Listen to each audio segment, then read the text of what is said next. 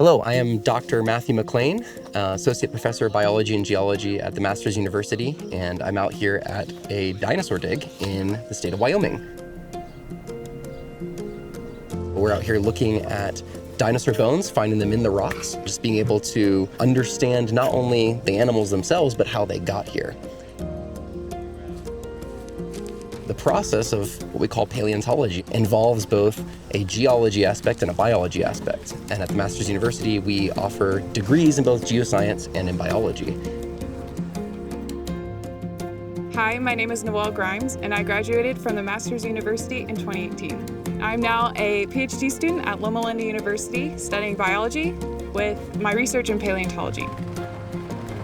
So our students, we want to get them out there in the field where they can go and check out rocks and fossils, where they can understand God's creation. Things like this, expeditions like this, where students can come out and dig for dinosaur bones. And that's a really cool experience. That's something that you don't really get to do in your hometown typically. That's something that Masters University can offer. We also take amazing trips out to other places like Grand Canyon and Death Valley, where you get to experience that.